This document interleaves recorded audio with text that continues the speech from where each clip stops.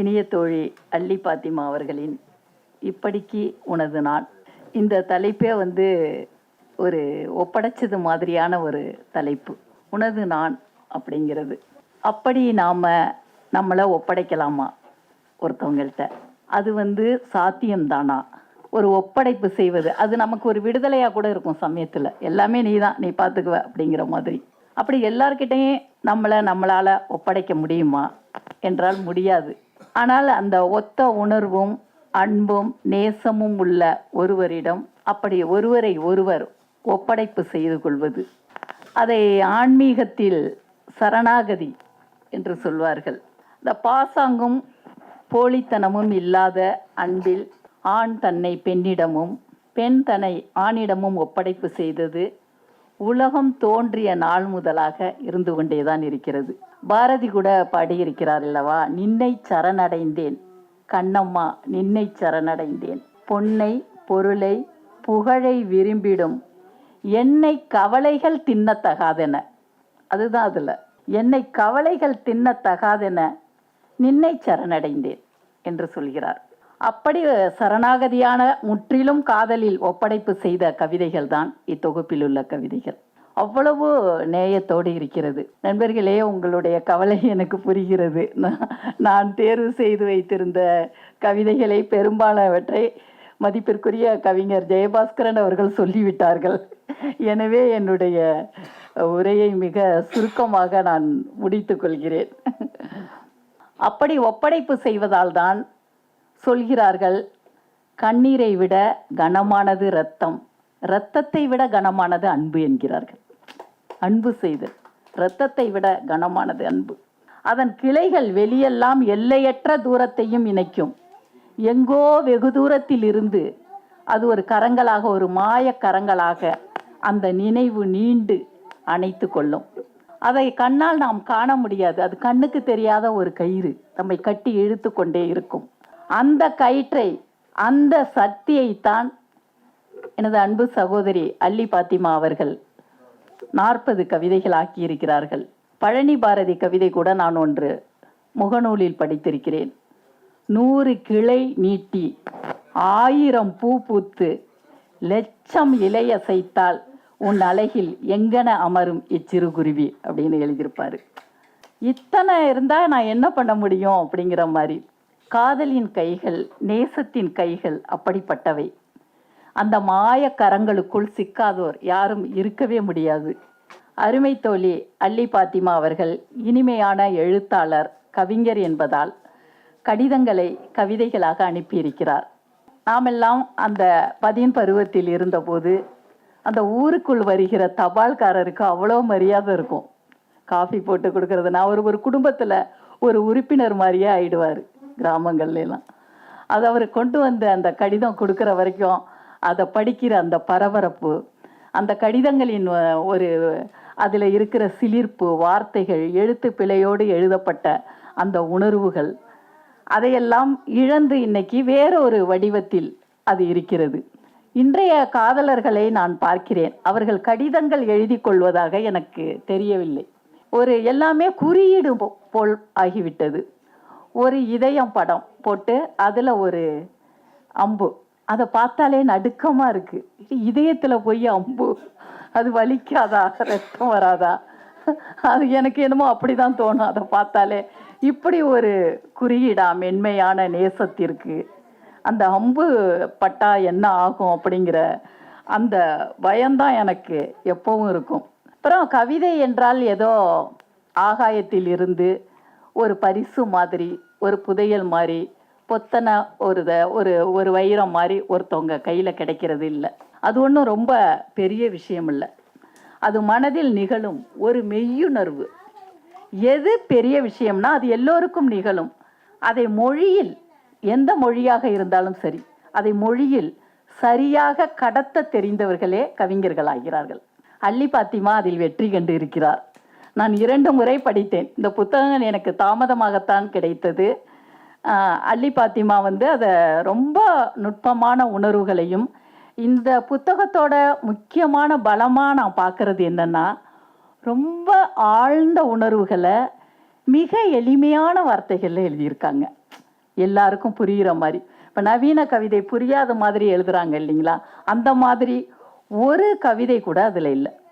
இந்த சாட்டைப்பட இயக்குனர் அவர்களும் அன்பழகன் அவர்களும் நம்முடைய கவிஞர் ஜெயபாஸ்கரன் அவர்களும் இதில் எடுத்துக்காட்டிய கவிதைகள் போல் இல்லாமல் நிறைய கவிதைகள் இன்னும் இந்த தொகுப்பில் நாம் படிக்க அதில் எடுத்து காட்டியிருக்காங்க. சிலது அது ரொம்ப அபூர்வமான முத்து மாதிரி, வைரம் மாதிரி அவங்க எடுத்து காட்டியிருக்காங்க. அது போன்ற முத்துக்கள், வைரங்கள் ஒவ்வொரு கவிதையிலும், அதுவும் குறிப்பாக அந்த கவிதையின் பின்பகுதியில் முத்தாய்ப்பாக முடிந்திருக்கின்றன. இரண்டாவது கடிதம், இது கவிஞரும் சொன்னாங்க, உன்னை தவறவிட்ட இரவுகளில் நிலா நட்சத்திரங்கள் உதிர்ந்து ஒரே இருட்டாக இருக்கிறது வானம். உன்னை தவறவிட்ட இரவுகளில் நிலா நட்சத்திரங்கள் எல்லாம் உதிர்ந்து ஒரே இருட்டாக இருக்கிறது வானம். நீ மறைந்து கொண்ட பகல்களில் காற்றும் கடலும் நிலைத்து பதட்டமாக சுழல்கிறது பூமி.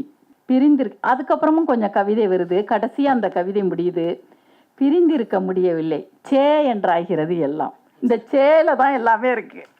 அதுக்கு மேல அதை சொல்லவே முடியல. சே, என்ன இப்படி, இன்னும் எத்தனை சொல்றது, என்னென்ன சொல்றது அப்படிங்கிறது. ஒட்டுமொத்தமா ஒரு தலைமுறை, ஒரு சமூகம், ஒரு இனத்து பெண்கள் அனுபவித்த மொத்த துயர்களையும் அள்ளி பாத்திமா தன்னுடைய தொகுப்பில் கொண்டு வந்திருக்கிறார்.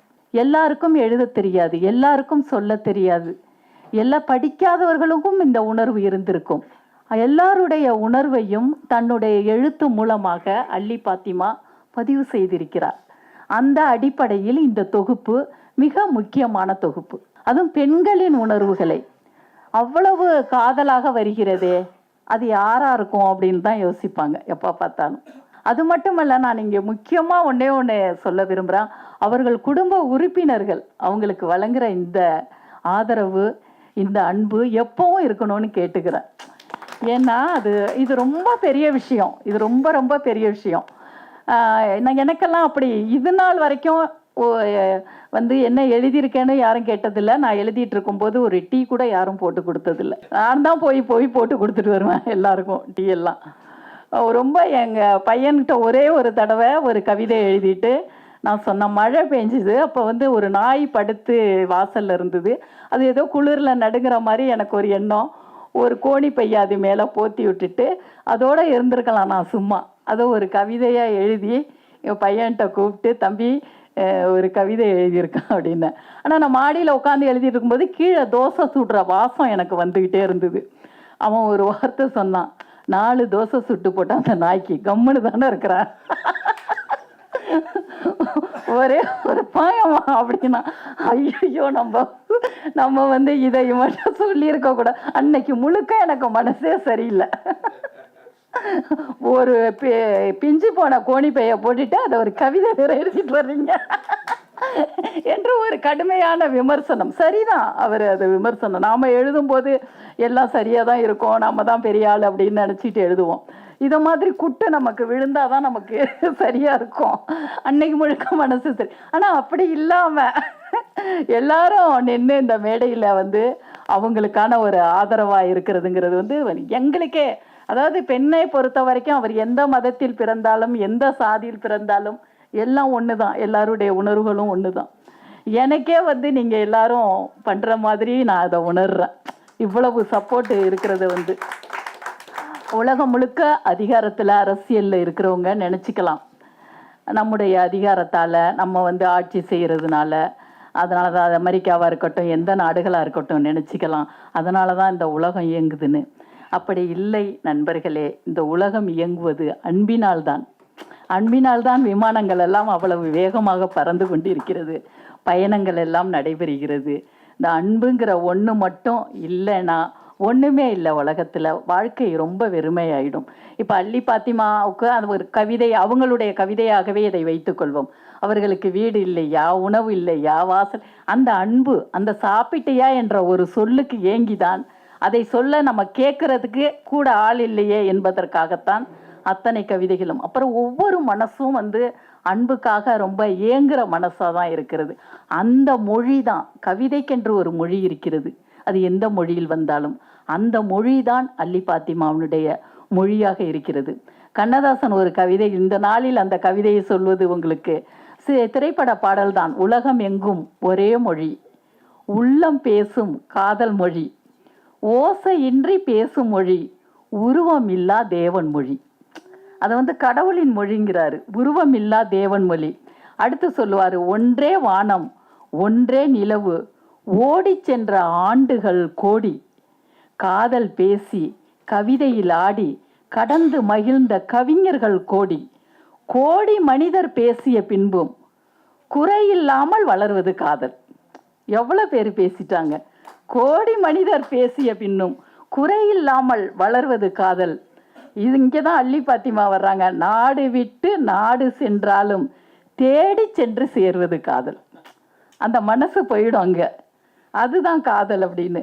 அள்ளி பாத்திமாவின் கடித கவிதைகளுடைய ஒரு சுருக்கம் போல் இந்த கண்ணதாசனுடைய கவிதை எனக்கு ஞாபகம் வந்தது. காதல் கடிதங்கள் எழுதுவதெல்லாம் ஒரு கலையாக இருந்த காலம். யாரும் நீங்கள் திரைப்படங்களில் பார்க்கும்போது நண்பர்களை எழுதி தர சொல்வது, அவர்கள் பழைய செய்யுள்களை எழுதி தருவது, இப்படியே அதை ஒரு சிரிப்பாக மாற்றியிருப்பார்கள். ஆனால் அதில் ரொம்ப தீவிரமாக எழுதிய தமிழில் ஒரு கமலக்கண்ணன் ஒரு பேராசிரியர் இருக்கார். நம்ம இப்பயும் அவர் கல்லூரி பேராசிரியர், பிரசிடென்சி காலேஜில் இருக்கார். அவர் வந்து உலக புகழ் பெற்ற காதல் கடிதங்கள் எல்லாரும் படிக்க வேண்டிய அதுவும் திரைப்படத்துறையில் கலைத்துறையில் இருப்பவர்கள் நிச்சயமாக படிக்க வேண்டிய ஒரு புத்தகம். அவர் அந்த உலக புகழ் பெற்ற காதல் கடிதங்கள் அப்படின்னு ஒரு புத்தகம் வெளியிட்டிருக்கிறாரு. அதில் வந்து மார்க்ஸு, ஜென்னி, இசபெல்லா, நெப்போலியன், யாரெல்லாம் உலகத்தில் ஆகச்சிறந்த ஆளுமைகளாக இருந்தார்களோ அவர்களுடைய காதல், அவர்கள் ஒருவரை ஒருவர் விரும்பிய போது எழுதிய கடிதங்கள் எல்லாமே அதில் இருக்குது. அப்படி ஒரு ரொம்ப அரிதான தொகுப்பு. அந்த கமலக்கண்ணன் பேராசிரியர் இப்போது அந்த புத்தகத்தை தொகுத்திருந்தார் என்றால் இதில் உள்ள 40 கவிதைகளையும் சேர்த்திருப்பார். அப்படி ஒரு மனசோட பேசுகிற ஒரு பொய்யற்ற ஒரு குரலாக, ஒரு நேர்மையின் குரலாக அள்ளி பாத்திமாவின் கவிதை குரல் இருக்கிறது. ஒரு 8வது கவிதையில் சொல்கிறாரு, விண்மீன்கள் புன்னகைக்கும் இந்த நீல நிற இரவில் நீதான் தெரிகிறாய், எங்கே பார்த்தாலும் நீதான், அதனால்தான் இன்று அழவில்லை நான் என்றாலும் சிரிக்கவில்லை. கவிஞர் சொன்னார் பாருங்க, ஒரு நெஞ்சு அடைக்கிறது, எதை பார்த்தாலும் அந்த முகமே தெரியுது. அழலானா அந்த அழறதுக்கும் முடியல, சிரிக்கிறதுக்கும் முடியல. அது ஒரு கெட்டி தட்டி போன தன்மை, ஒரு இறுகி போன மனநிலை. அந்த மனநிலையை தான் இந்த கவிதை சொல்லுது. என்னால் அழவும் முடியல, சிரிக்கவும் முடியல, ஸ்தம்பிச்சு போய் நிற்கிற ஒரு நிலைமை. அந்த பிரிவு, அவ்வளவு பிரிவு வந்து சில சமயம் ரொம்ப நல்லாவும் இருக்கும். மேத்தா எழுதுவார், ஒரு ஜோடி ரெக்கைகள் வேண்டும் என்று கேட்டேன், உன்னோடு சேர்ந்து பறப்பதற்கல்ல, வெகு தூரம் சென்று உன்னை மறப்பதற்குன்னு எழுதுவார். மேத்தா அப்படி எழுதுவார். நான் கூட ஒரு கவிதை எனக்கு ஞாபகம் வருது. இறந்த பின்னும் ஒரே குழியில் புதைபட வேண்டும் என்று பேசிக்கொண்டவர்கள் நாம், காலம் கற்று தந்திருக்கிறது பார்த்தாயா, எதிரெதிரே பார்த்த பின்பும் எது குறித்தும் பேசாமல் பிரிவதற்கு. சில சமயம் பிரிவோம் இப்படி வந்து நல்லா இருக்கும். இந்த மாதிரி மெய்யான உணர்வுகளில் வந்து பிரிவு கொஞ்சம் தூரமாக இருக்கிறது கூட சில சமயம் நன்மையை பயக்கும். அப்படி நன்மை பயத்தது தான் இப்போது இந்த தொகுப்பாக நமக்கு வந்திருக்கிறது. இந்த தூரம் நல்லது. சில சமயம் நீங்கள் வீட்டுக்கு பக்கத்துலேயே வேலை கம்பெனி இருக்கிறவங்க லேட்டாக வருவாங்க, தூரமாக இருக்கிறவங்கள பார்த்தீங்கன்னா முன்னாடி வந்து நிற்பாங்க. ஏன்னா அதில் ஒரு திட்டம் இருக்கும் தூரமாக இருக்கிறதுல. அப்படி தான் மனதுக்குள் ஏற்பட்ட இந்த திட்டம் தான் இந்த கவிதைகளாக வந்திருக்கு. அந்த திட்டம் அதாவது திட்டம் அல்லது அந்த உணர்வை அவர் திட்டமிட்டு எழுதி இருக்கிறார். அதே வள்ளுவர் கூட சொல்லியிருக்காரு, இன்பம் கடல் மற்ற காமம் அகுதொருங்கால் துன்பம் அதனின் பெரிது. காதல் இன்பம் கடல் போன்றது, பிரிவு ஏற்படுத்தும் துன்பமோ கடலினும் பெரிது. எவ்வளவு அழகான ஒரு குரல் பாருங்க. உண்மையில் அது அளவிட முடியாத ஒரு துன்பம். நான் மலையாளத்தில் ஒரு AKM ராமானுஜம் அப்படிங்கிறவருடைய ஒரு கவிதை படித்தேன். அந்த கவிதையோட தலைப்பு வந்து அங்குளப்புல். அந்த அங்குளப்புல் நினைக்குது, இந்த காட்டில் எல்லாமே நான் அளந்து விடுவேன் என்று சொல்கிறது. இந்த காட்டில் உள்ள எல்லாமே நான் அளந்து விடுவேன். அப்படி கொக்கின் கழுத்தை அளந்து விடுகிறது, காட்டெருமையின் கொம்பை அளந்து விடுகிறது, அப்புறம் யானையின் வாளை அளந்து விடுகிறது. அப்போது ஒரு குயில் வந்து கேட்டது, சரி எனது பாட்டை அளப்பாயா என்று. அந்த பாட்டு போன்றது தான் இந்த உணர்வுகள். இதை கவிதையில வந்து கொண்டு வர்றதெல்லாம் இந்த குயிலின் பாட்டு போல் அதை எப்படி அந்த அங்குலப்புள்ள அதை அளக்க முடியாதோ அப்படி இந்த உணர்வுகளை ஒருபோதும் முழுமையாக யாராலும் சொல்ல முடியாது. ஆனாலும் அதிலிருந்து தோண்டி துருவி ஒவ்வொன்றாக ரொம்ப நுட்பமான உணர்வுகளை அழகாக அந்த கவிஞர், நம்முடைய ஜெயபாஸ்கரன் கவிஞர் அவர்கள் சொன்னதை போல அந்த அழகியலோடு, அதுதான் அந்த அந்த கவிதை தான் நான் வாசிக்க வேண்டும் என்று இருந்தேன். நீங்கள் வாசித்து விட்டீர்கள். வரும் மாதங்களில் மழை காற்றோடு கேட்கும் வண்டுகளின் ஓசை உனக்கும் பிடிக்கும் தானே, வந்துவிடு என்கிறார். அந்த வரும் மாதங்களில் மழை காற்றோடு கேட்கும் வண்டுகளின் ஓசை எவ்வளவு அழகா இருக்கு பாருங்க. கடிதங்களில் எதையும் சொல்ல மாட்டேன், நான் கோபமாக இருக்கிறேன் போ என்கிறார். இப்படி செல்லமான கோபம், எல்லாத்தையும் கேட்டா நான் சொல்ல முடியாது என்னால, நான் ரொம்ப கோபமா இருக்கிறேன். 16 கடிதம் எண் 16ல் எப்போதும் பதட்டத்திலேயே வைத்திருப்பது என்பது காதலை பத்திரப்படுத்தலா உடைத்தலான்னு கேட்கிறார். எப்பவும் ஒரு பதட்டமாவே இருக்கிறது. இன்னைக்கும் அப்படிதான் இருக்கு. எல்லாரும் நிறைய ஒரு பதட்டத்திலேயே தான் இருக்கு. காரணம், இன்னைக்கு அப்படி இருக்கிறதுக்கு காரணம் வந்து கைபேசி தான். அந்த அதை வைத்து ஒரு படம் கூட வந்தது பார்த்தீங்களா? ஒரு நாள் உன் கைபேசியை நான் வச்சுக்கிறேன், என் கைபேசியை நீ வச்சுக்கன்னா யாராவது ஒத்துக்குவாங்களா? அதனால வர்ற ஒரு குழப்பத்தை அந்த ஒரு பையன் ரொம்ப நல்லா படம் பண்ணியிருந்தாரு. கடிதம் இருப்பது இப்படி முடிகிறது, நீ எளிதாய் கண்டுகொள்ளும் இடத்தில் நான் இனி ஒளிந்து கொள்கிறேன். பாருங்களா, நான் இங்கே தான் ஒளிஞ்சிருக்கேன்னு என்னை கண்டுபிடின்னு சொல்லிக்கிட்டு ஒளிஞ்சுக்கிறதுனா என்ன, கண்டே பிடிக்க முடியாத இடத்துல ஒளிஞ்சுக்கிறது. நீ எளிதாய் கண்டுகொள்ளும் இடத்தில் நான் இனி ஒளிந்து கொள்கிறேன், ஓடி வந்து தொட்டு விடு, மீண்டும் விளையாட தொடரலாம் அப்படிங்கிறாரு. நம்ம எங்கே, நான் இங்கே தான் இருக்கேன் வா அப்படிங்கிறத மாதிரி இந்த கவிதை வந்து ரொம்ப நல்லா இருக்கு. இந்த மலேசியா வாசுதேவனோட பாடல் ஒன்று முத்துலிங்கம் ஐயா எழுதியிருப்பார், இன்னொரு ஜென்மம். அதை பிரிவு தான். எப்படியாவது இந்த இந்த இந்த கவிதையும் இந்த பாடலும் ஒன்று தான். நீ வந்து கண்டுபிடிச்சிரு என்ன அப்படின்னு சொல்கிறது தான். அவர் எழுதி பொன்மான தேடி அந்த பாட்டில் இன்னொரு ஜென்மம் இருந்தால் அப்போது பிறப்போம், உன்னோடு ஒன்றா கலந்து அன்போடு இருப்போம், அது முடியாமல் போனதுன்னா நான் விண்மீன்களாக விடிவெள்ளியாக வானத்தில் பிறந்திருப்பேன், என்னை அடையாளம் கண்டு நீ தேடி வந்தால் அப்போது நான் சிரிப்பேன் அப்படின்னு முத்துலிங்கம் எழுதுவார். அதே கவிதை தான் இதுவும். அதாவது ஒரே உணர்வு வெவ்வேறு வார்த்தைகளில் வெவ்வேறு அழகியலில் வருகிறது. அதே போல் புதுமை பித்தனும் ஒரு பாடல் எழுதியிருப்பார். இவங்க கவிதையெல்லாம் படிக்கும்போது எனக்கு இந்த பாடல்கள் எல்லாம் நினைவுக்கு வந்தது. எங்கே சென்றாலும் நிழல் போகும் தன்னோட, எனக்குள்ள சொந்தம் எல்லாம் உன்னோட, அடி சத்தியமா நான் இருப்பது உன்னால, உயிர் போனாலும் உன்னாசை போகாது, மனம் கல்லாலே ஆனதில்லை கண்ணம்மா. அப்படித்தான் அவர் இருந்திருப்பார் அங்கே. இந்த கவிதையை படிக்கும்போது நான் இவர்களை மட்டும் பார்க்கவில்லை. ஏன்னா நான் சொல்றவங்களை விட நமக்காவது சொல்ல தெரியுது, சொல்லிடுறோம். சொல்லாதவர்களுடைய வலி, அத்தனை உணர்வும் எல்லோருக்கும் இருக்கும். அதை சொல்ல தெரியாம சொல்லிட்டாலே பாதி குறைஞ்சிரும். இப்ப கடிதமாகவோ அதை கவிதையாகவோ எழுதிவிட்டாலே நம் மனதில் இருந்த பாதி பாரம் இறங்கிவிடும். ஆனால் இதையும் கேட்டுக்கொண்டு தான் எண்ணுவதையும் சரியான வழியில் சொல்ல தெரியாமல் இருப்பவர்களுக்கு எவ்வளவு பெரிய சுமை இருக்கும். அதுதான் பெரிய வலி. அப்ப இரு பக்கமும் வலியாகவும் சுமையாகவும் இருக்கிறது. அதை தாண்டி அதை எழுதி இந்த கவிதை நமக்கு ஒரு உண்மையை சொல்கிறது.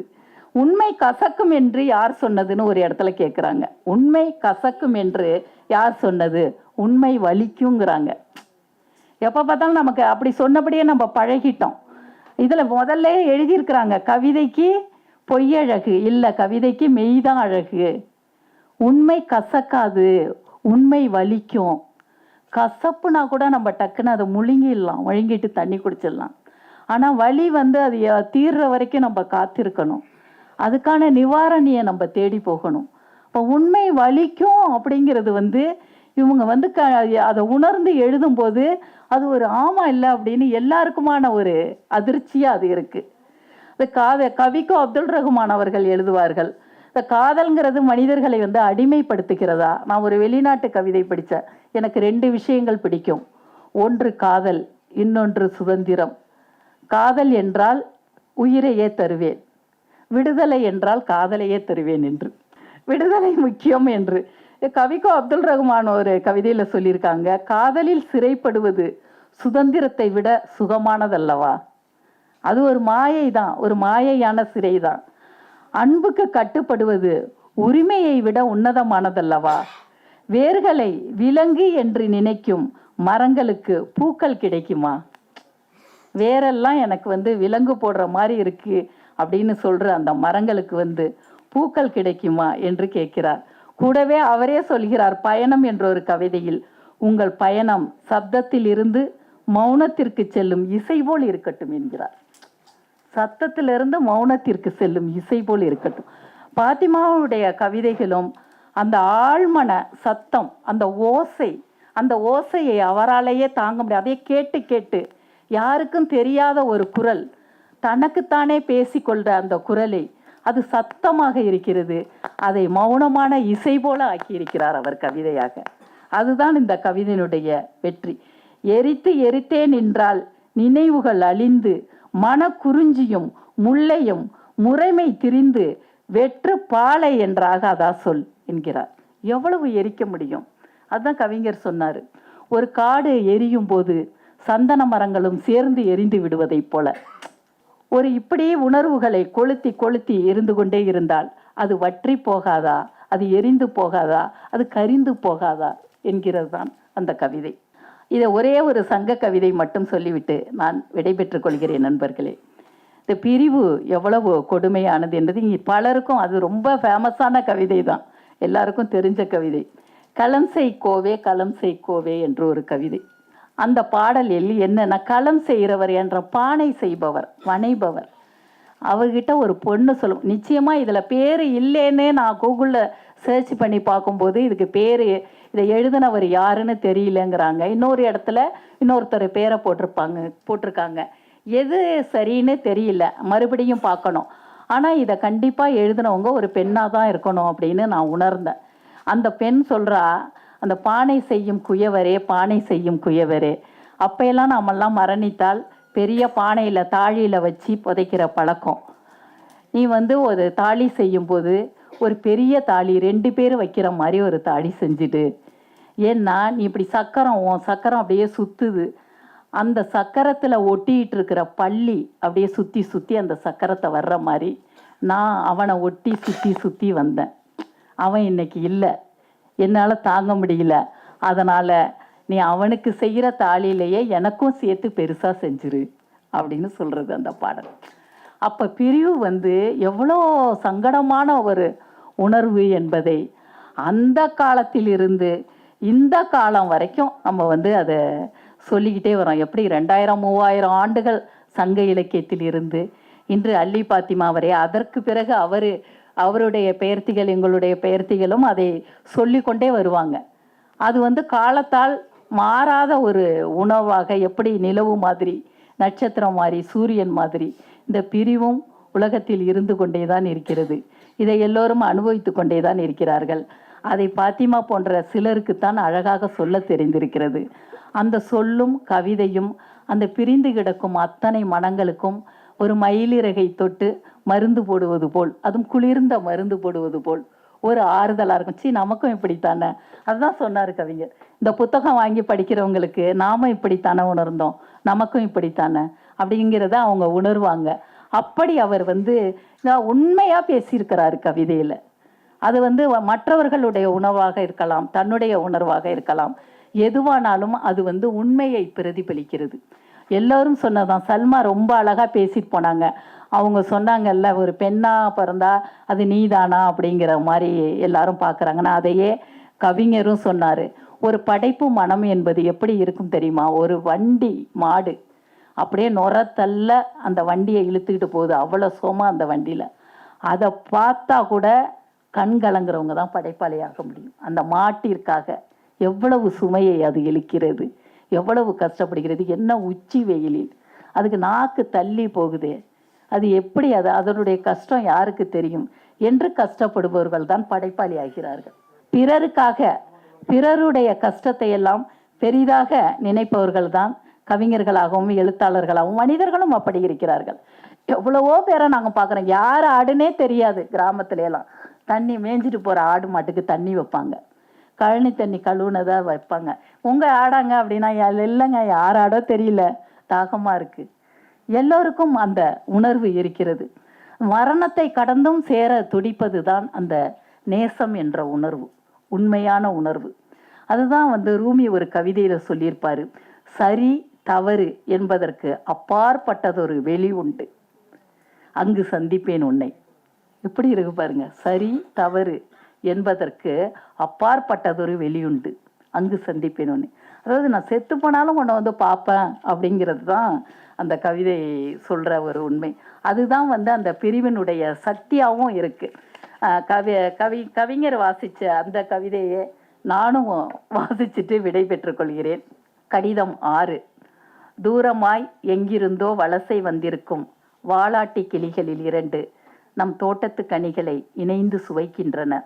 தூரத்து மலைகளில் குறிஞ்சிகள் பூத்ததாய் தனித்த வண்டொன்று தவிப்போடு மூழுதிங்கே. தூங்காத கண்களோடு வாசலில் நான் வரைந்த வண்ண கோலத்தை வாடை காற்றோடு வந்த மழை ஓவியமாக்கிவிட்டது. இந்த வரியை அப்படி ரசிச்சாரு. ஹோட்டல், என்ன ஹோட்டல் இது, புகாரி ஹோட்டல். நாங்கெல்லாம் புகாரி ஹோட்டலில் போய் உச்சுன்னு அப்படி சாப்பிடுவோம்.